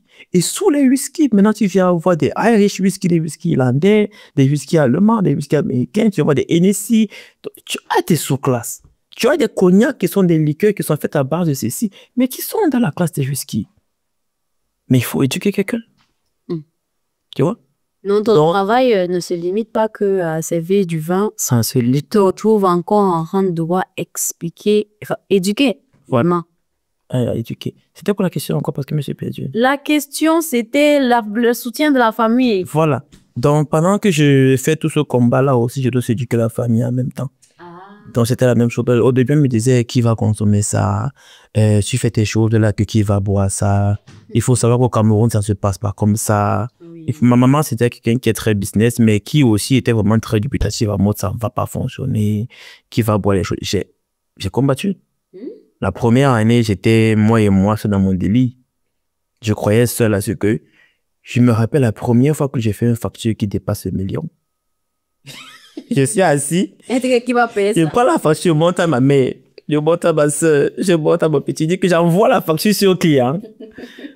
Parce que il faut savoir que j'arrive, une fois qu'il m'envoie, dès que je fais une facture qui est dans 800 000, on me renvoie.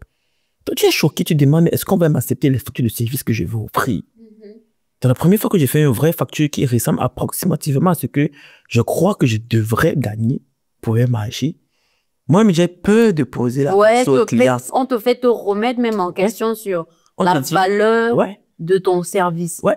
Donc, quand j'ai fait la facture du gros marché que j'avais fait aussi, qui était dans les 8 chiffres, comme me disait, je m'assois et je dis, ben, je envoie la facture, tu vas payer.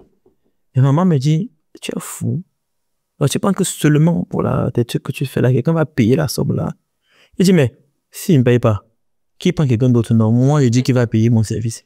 Et c'est comme ça que j'ai commencé à me sentir enfin légitime sur le terrain, en disant, je crois qu'il y a la niche que je cherche, je commence à me voir tout doucement, je commence à toucher les clients que je veux, et tout doucement, je peux frapper mes prix comme monsieur toi. Frappe tes prix, papa. Donc, la famille m'encourage aujourd'hui. Pour la cause, mon petit frère est aujourd'hui bartender chez moi. Actuellement, il a été cette année d'être upgrade à chef d'équipe. Ah, ça? Ma petite sœur est dans la communication. Ma maman est la première qui communique dans tous les événements où elle parle. Que mon fils. À l'époque, il fallait finir l'école. À l'époque, c'est non, trouve d'abord le travail, tu penses que tu peux manger cocktail. Aujourd'hui, c'est partout. Elle dit, mon fils fait ci, mon fils fait ça. Mon père, c'est le premier qui prend les vidéos, qui repart dans les groupes pour dire, voilà, mon fils, regarde comment il est chaud quand il fait son service. Donc, aujourd'hui, j'ai le soutien de la famille. Mais j'ai toujours le soutien de ma grande sœur, Vanessa, à qui je dis merci. À qui on dit un coucou? Qui a toujours cru depuis le départ, qui m'a toujours accompagné, même quand elle me fatiguait souvent. Quand je voulais souvent faire mes commandes de matériel. Mais bon, aujourd'hui... C'est ça aussi le soutien. Oui. Ah, mais c'est super. bien à entendre. En tout cas, ça fait plaisir à entendre. Et puis, on sait toujours qu'en tant qu'entrepreneur, au début, avec la famille, c'est jamais facile. Il faut toujours un peu prouver. Et surtout quand ça commence à rentrer un peu les tâches là, ça devient un peu plus crédible. Là. Quand chacun réussit aussi à boire une bouteille Il me fait plus de mais c'est ça. Hey, c'est ton marché là qui a apporté un vin pareil à la maison. Non, c'est top. Ouais. Alors, Henri, on a un petit jeu ici, n'est-ce pas? Ça s'appelle la question qui pique. Et dans ton cas, ce sera l'action qui pique ici tout de suite après le générique. Ding, ding, ding.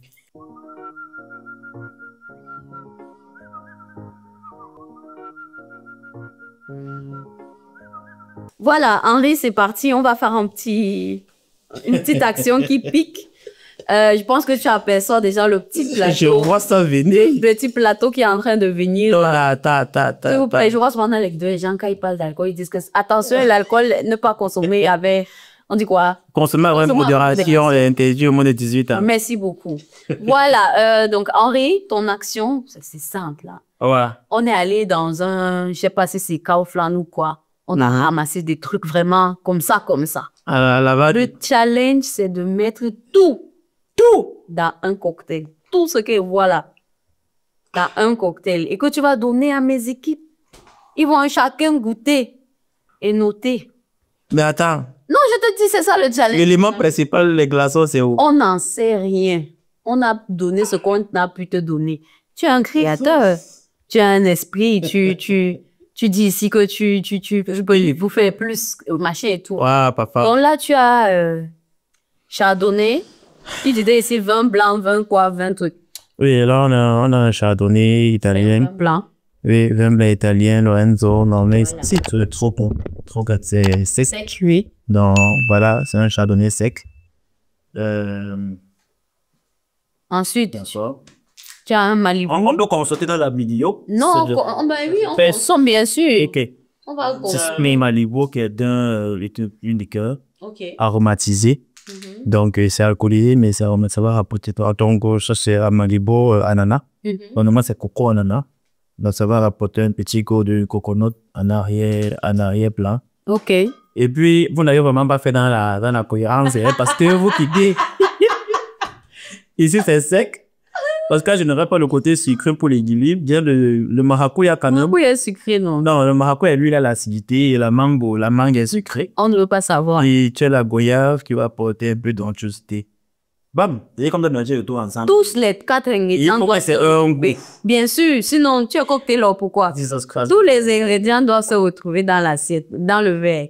Et on va goûter ça humblement parlant, on va te dire. On va même pas. Et pendant que tu fais, tu nous dis pourquoi tu mets quelle quantité. On doit bien savoir les raisons de... Bon, déjà, je dois commencer par le vin blanc. Ok. Le vin blanc qui est de... Tu mesurettes là, on t'a tout mis. Moi, il fait beaucoup à la main. Le vin blanc qui est déjà...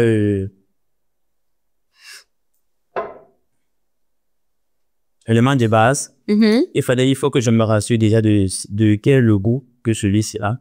Donc, tu as vu, il est sec, il est sans goût. Il est normalement à base de raisin, bien sûr. Mais vu qu'il n'est pas un vin sucré, ça veut dire que le goût des raisins n'est pas prépondérant. Donc, le goût de vin ne vient pas, on va dire... en amont. En amont. Ne vient pas dominer dans le cocktail. Ok. Donc, ça veut dire que sec veut dire. Voilà. Le sec, c'est vraiment légèrement sec. Donc là, ça veut dire que là, tu te trouver comment est-ce que je vais l'accommoder aux autres. Donc, lui, il sera comme un élément neutre. Parce que vu qu'il n'a pas de goût qui rapporte au cocktail, qui ne me dérange pas plus que ça. Ok. Ensuite, tu as le Malibu. Il sait qu'il aura un coco à la fin, je connais son goût. Donc, si je le mets plus que celui-ci, lui va venir dominer au niveau, par exemple, du goût, au niveau, par exemple, de l'odorat, par exemple. Parce que je vais maintenant rapporter côté desquels je vais faire une dominance sur le côté coco, dans le goût. Je vais jouer sur... Tout simplement, on va mettre, vu qu'il faut tout mettre à l'aise. Il faut tout mettre. Je vais mettre un 3CL de notre vin blanc. Ok. Ensuite, le Malibu coco, je vais l'égaliser. Donc, je vais mettre la même quantité pour équilibrer les deux ensemble. Il faut savoir que les deux ont de l'alcool. Je ne dois pas dépasser une certaine quantité d'alcool par cocktail. Ok. Pour que ça reste encore buvable, il faut le dire ainsi. Et une fois que tu as fait ça, tu as équilibré. Donc, si quelqu'un voit, il va se rendre compte très facilement maintenant que il aura peut-être le goût du chardonnay en arrière-plan, mais il aura plus le Malibu qui va venir dominer dans le cocktail. D'accord. C'est à ce niveau. Maintenant, là, j'ai le choix entre aller sur quelque chose qui est plus onctueux, comme la goyave. La goyave qui est, à la fin, je crois qu'on met je la vois brosser, elle aura par exemple un goût assez platonique pour moi. Ou aller sur un goût où c'est le mango maracuja qui va dominer, et donc c'est la sucrosité qui va dominer. Ok. Donc là, en fonction de comment est-ce que je vais doser, je pourrais choisir qui va donner un sucre cassé. Donc moi, je préfère aller sur le mango maracuja qui domine. Parce que vu que j'ai pas d'autres sirops à côté, je ne peux pas équilibrer avec un sirop de sucre, un sirop de citron qui ne marche pas. Donc tout ça, c'est une question d'équilibre. Oui, je peux pas équilibrer la citrose, le sucre ou bien l'acidité. Donc, ce qui fait que je vais ramener celui-ci juste en 2 cl. Par exemple. Ah, donc devant c'est 2 cl, derrière c'est 3 cl. Oui. Ok. Donc, celui va jusqu'à 4 cl. Ok. Ah, c'est comme ça, d'accord. Oui. Donc, et là, j'ai une colorimétrie qui est assez intéressante là. Quelqu'un n'a pas un... Même la bourde avec laquelle on boit l'eau là, ça comment encore là. Les poudres étaient non ailleurs. Il y a un thermos là-bas. Les thermos, voilà. Thermos là-bas. Pourquoi je veux le thermos? Parce que le mélange platonique ne sera pas assez équilibré. Donc, au niveau du jus, j'ai senti par exemple le jus de, tu vois, au lieu de la mangue qui sera prépondérante. Il y a encore quelque chose dedans, hein, et si le thermos était... J'essaie de vider, c'est possible. Oui. Donc là, tu vois, on va rapporter assez de jus là-dedans. Pourquoi? Parce que je doute tout simplement que son goût à la fin soit être supérieur aux autres et qu'il rapporte le côté sûr que j'ai besoin. Sinon, j'aurai de l'alcool avec de l'alcool qui te rapporte en bouche. Et puis, j'aurai quelque chose qui est assez plat qui ne me rapporte rien. Lorsque tu vas boire ce trait de trop fort en bouche sans avoir un goût principal. D'accord. Or là, je rapporte par exemple le goût de la marque comme un goût principal. Ok. À ce niveau, sinon, il serait buvable. Mais maintenant qu'on me rassure de homogénéité, me rassurer que par exemple le cocktail est bien mixé, qu'il est homogène, je vais essayer de... De secouer. On fabrique un shaker. Ah, je vois ça. Mais de fabriquer shaker, ce qu'on a seulement dans nos vidéos, c'est tout simplement une ancienne d'adiabatique qui permet de pouvoir bien mélanger le cocktail avec une homogénéité entre les molécules des différents intrants. C'est la chimie. Donc, là, tu vas juste shaker comme ça. Donc, avec ça, on casse les molécules de chaque liqueur qu'on a mis à l'intérieur et on les permet ensemble de mieux se mélanger. Exactement. Donc, En fait, chaque mouvement, chaque détail compte, quoi. exactement. Une fois qu'on a fait ça, Tu peux nous partager si on est 4 là dans la team, donc 4 verres. On va tous savoir si... Ah, mais ça a changé le design. de couleur. Et là aussi, à notre niveau, on va, bon, quand je le serai en côté, je vais faire comme ça. Avec ta cuillère qui est longue là. Voilà. Voilà, ça c'est buvable. La seule chose qui me manque là, c'est un bon glaçon pour que ce soit très frais.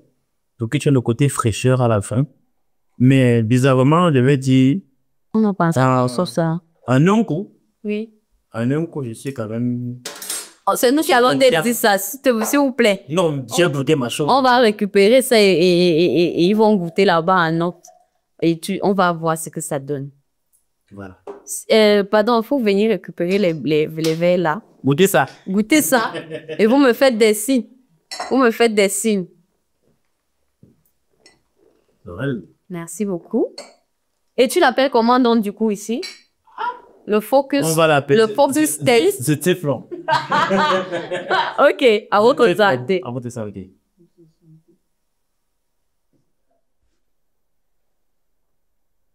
C'est vrai que les glaçons. Mais attendez. Le pouce en l'air? Le pouce en l'air? Un pouce. Il y a un pouce qui en a. 2 pouces. Venez-vous donner au... Avec 2 pouces encore. L'assistant n'a pas goûté. L'assistant n'a pas goûté. Donnez un peu à l'assistant, écoute, s'il vous plaît. Mais attends. J'ai goûté moi-même, mais sans que... C'est le glaçon manquait. C'est toujours le glaçon manque. Tu vas te rendre compte que lorsque tu vas boire, à la fin, tu auras un goût ici au niveau de la papille qui va rester. Tu vois, ce côté acidité, là, Oui, ça reste, ça ne part pas complètement. C'est l'acidité de la maracuja. Et de la maracuja assis. Oui. Donc, si j'aurais voulu casser ça, parce que là, tu peux laisser ça comme ça. Franchement, moi, je pense que lui, comme ça, avec du glaçon, il passe. Il serait très prêt. Tu laisses dans un meilleur matinée pour que ce soit pour une grosse quantité, pour que ce soit une dégustation. Maintenant, pour casser ça, j'aurais pu rapporter un peu de sucre. Avec un peu de sucre, j'aurais maintenant un peu aplati le reste pour rendre ça encore plus sucré.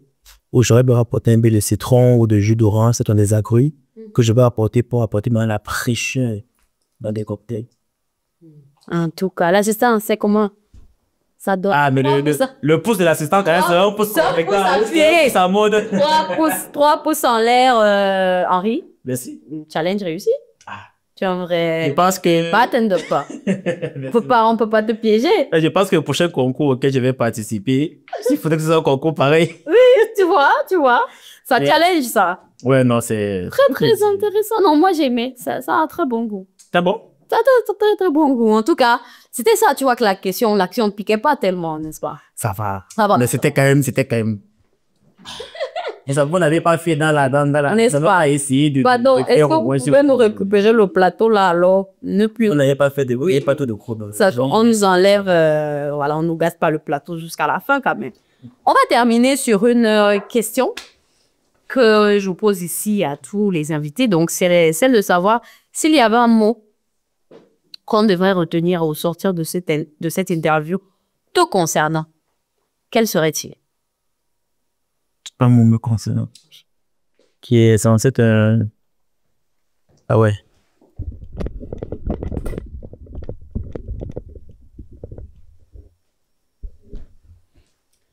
S'il y avait un mot, n'est-ce pas, te concernant, qu'on devrait retenir au sortir de cette interview, que serait-il?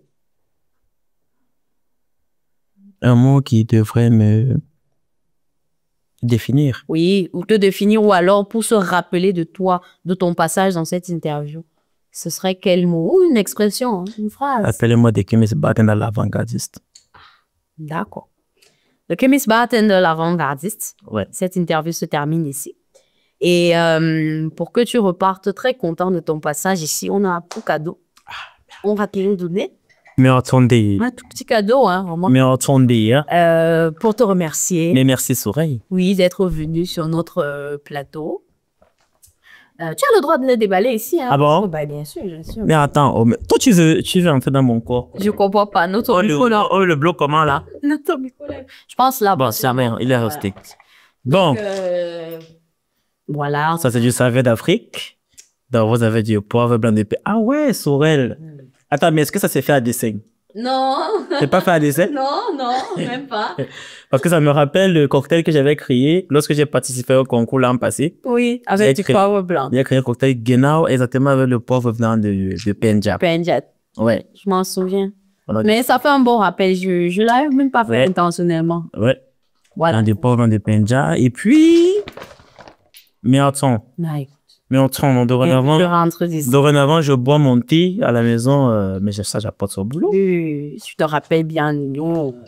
Donc, c'est des petites choses, c'est vraiment... Avec des petits bics, là, je vois des bics à l'intérieur et puis un sac aussi pour aller... Mais LPDDT. Mais voilà. Mais attends, c'est pas faire ce que tu fais. Tu fais que, genre, tu m'as donné un cadeau, tu n'as pas donné le cadeau. Non, mais c'est toi mon invité, c'est toi qui t'es déplacé. Moi, je t'ai apporté un cadeau. Ah ouais? Oui. Est-ce que la régie, c'est qu'il a pu apporter la bouteille qui est là-bas dans le machin? Attention. Il est sur ça, il sèche ça. Attendez, mais qu'est-ce que vous me faites là? Mais le dernier invité, si, il se prend pour qui? Il me prend pour tout ce que je veux. Il nous amène les cadeaux sur ce plateau. Voilà. Mais en sondé, mais c'est magnifique et c'est aux couleurs. Hein. Oui, bien sûr. C'est magnifique. T'es dans le détail. Hein. Et merci. De rien. Merci d'être passé sur le plateau. Je joue avec et puis d'avoir été aussi transparent, n'est-ce pas, sur ton activité, qu'on regarde de loin, qu'on apprécie et que, voilà, avec toute l'énergie qu'on a, on soutient. Et voilà, on espère que s'il faut l'avoir encore augmenté. Mais attendez, qu'est-ce qui se passe ici? Ce n'est pas... Mais c'est quelle interview qui n'existe jamais? Ce n'est pas designé. C'est pas designé comme le tien. Ok. Mais c'est une bouteille de Hibiscus Wonder. Tu connais sûrement notre cocktail signature. C'est un cocktail que j'ai créé lorsque je voulais au cocktail au Cameroun, cela 1 an et demi. C'était bien sûr ta présence. Donc, c'est un cocktail de notre jus d'hibiscus spécial fait maison. Et vu que chacun me demande toujours quand est-ce que je pourrais boire ça, quand est-ce que je pourrais boire ça, donc je t'ai apporté, il a fait le Cameroun pour l'Allemagne, just for you. Je ne savais pas que j'allais venir sur ce plateau, mais j'en remporte toujours, donc just for you. Merci beaucoup. Lolo. Et en plus, c'est bien noir, bien teinté là. Mais attends. Ça, c'est pour les animés, moi, ça. C'est cocktail là. Et là, on le fait chez nous sans sucre rajouté et autres. Hein. N'est-ce pas? Ouais, l'entreprise avec laquelle je travaille, j'ai mis un point d'ordre à ce que tout soit fait sans sucre rajouté, sans extra. Merci beaucoup. Avec plaisir. Je vais boire ça tout à l'heure pour clôturer la saison. Et puis c'est tout. De Focus Time. N'est-ce pas? 2025. Donc ça, je te le donne aussi ici déjà. C'est notre livre d'or. Tu prendras donc le temps de nous laisser quelques mots à l'intérieur sur ton passage ici, ce que tu penses de nous, de notre travail, et ce que tu as tout simplement envie de nous dire. D'accord. Et sur ce, je te remercie encore, Henri Ndonfak, Monsieur Henri Ndonfak, j'aime bien me le dire, je peux au moins te faire ce... Maman, fais-moi ce plaisir-là, aujourd'hui. Ce plaisir aujourd'hui. Monsieur Henri Ndonfak, merci beaucoup d'être venu à cette heure ici pour terminer cette saison en beauté avec une très belle expérience que tu nous as racontée.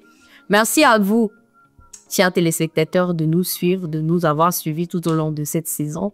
On boucle cette saison de Focus Time 2025 avec un profil très, très intéressant et je compte sur moi pour mettre le numéro d'espace de cocktail dans vos carnets d'adresse parce que vous mariez beaucoup au Cameroun. En vous mariant, contactez le service mobile de cocktail. Henri, un dernier mot. Tu as tout dit. Nous nous faisons un plaisir d'embellir vos événements. Cocktail, c'est le service de cocktail bar mobile qui se déplace sur l'état du territoire camerounais pour tous vos événements. On ne fait pas que dans le mariage. Si vous divorcez aussi, appelez donc peut-être le service. Et le plaisir serait le mien de nous retrouver sur ton plateau une fois de plus. J'espère y revenir encore prochainement quand j'ai de nouvelles casquettes encore à découvrir. Et je dis merci à toute l'équipe qui nous a très bien accueillis et félicitations encore pour le upgrade. Et beaucoup de courage pour ce que tu fais. Tu es une icône dans la société camerounaise en Allemagne aujourd'hui. Beaucoup de personnes te suivent. Profite quand il dit ça comme ça, parce que je le redirai plus jamais derrière. Mais si c'est ça sera enregistré. Coupé. Au revoir et à la prochaine saison. Bye bye.